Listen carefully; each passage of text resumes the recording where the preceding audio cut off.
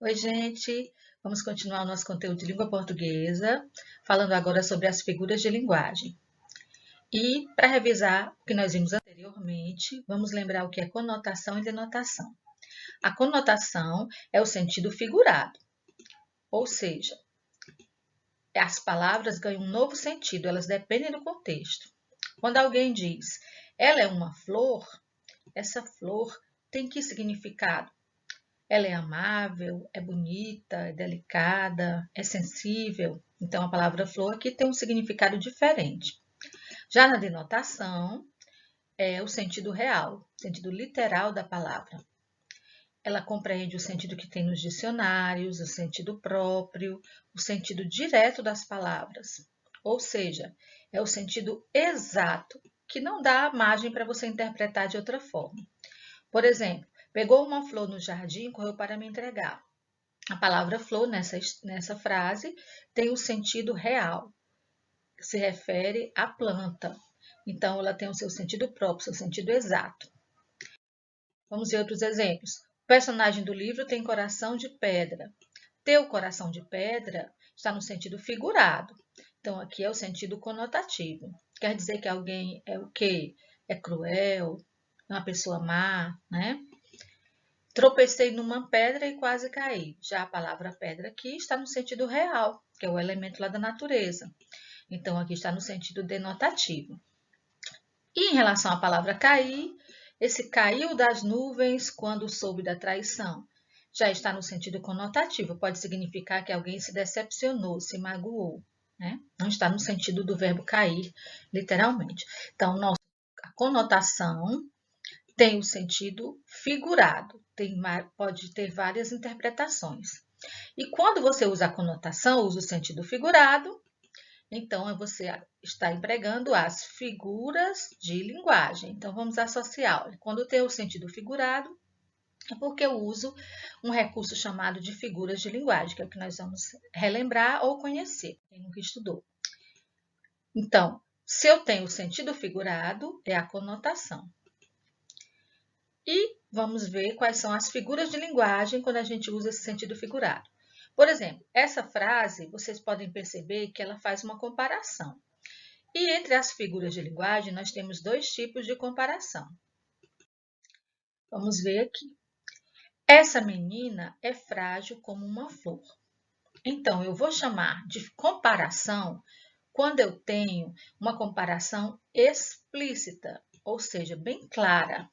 Quando eu tenho dois elementos que são comparados, como no caso aqui, essa menina e a flor, são os dois elementos que são comparados.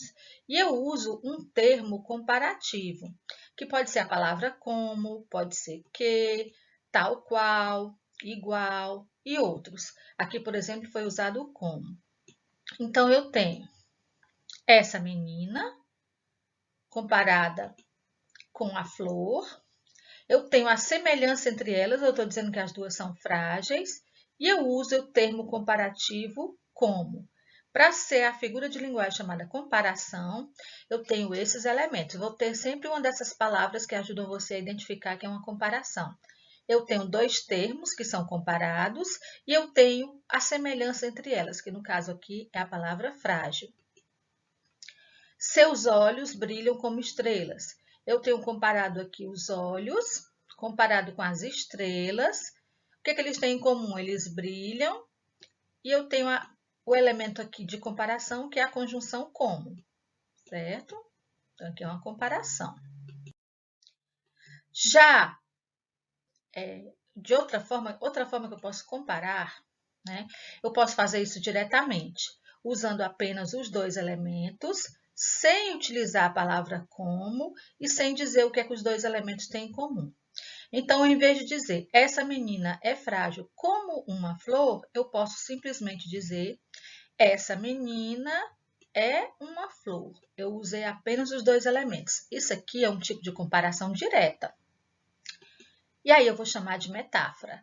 A metáfora, eu não vou dizer o que tem em comum, você vai ter que interpretar.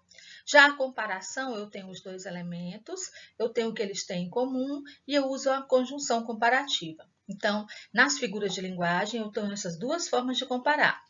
A metáfora é uma comparação que a gente chama subentendida, implícita, escondida, porque ela é muito direta, você tem que perceber que está havendo essa comparação. Por exemplo, você é um doce. Eu estou comparando alguém com o doce diretamente, mas eu não digo o que é que ela tem em comum com o doce. Então, por isso que é uma comparação subentendida, escondida, oculta, implícita, porque eu estou dizendo você é um doce, mas eu não digo o que tem em comum com o doce. Você é o quê? É gostosa como um doce? Você é boa como um doce? Eu não digo uma palavra aqui para fazer essa comparação. Então, quando isso ocorre diretamente, que o elemento comparativo fica oculto, não vou chamar de comparação, vou chamar de metáfora. Essa aqui as pessoas usam muito. Minha boca é um cadeado, mas eu não digo o que tem em comum da boca com o cadeado. Se eu dissesse minha boca é fechada como um cadeado, seria uma comparação. Mas como eu digo apenas minha boca é um cadeado, já passa a ser uma metáfora. Esse garoto é um papagaio, também é outra frase muito comum você ouvir. O que é que o garoto tem em comum com o papagaio? Nós sabemos que quando a pessoa usa essa frase, ela quer dizer que fala demais. Mas aqui na frase não diz isso. Está oculto. Eu disse apenas esse garoto é um papagaio. Então, isso aqui são exemplos de metáfora. Minha vida é um livro aberto. Minha vida comparada com um livro aberto, diretamente. O que a vida vai ter em comum com um livro aberto? Eu não coloco isso na frase. Então, a metáfora é essa comparação em que eu uso os dois termos diretamente, sem dizer o que tem em comum, deixando oculto o que eles têm em comum. E a comparação ela é mais clara, porque ela vai aparecer o elemento que tem em comum e vai aparecer a conjunção como, por exemplo, né? Vamos ver aqui outros exemplos. Esperava que você fosse curioso como um gato. Tenho você, tenho comparado com o gato.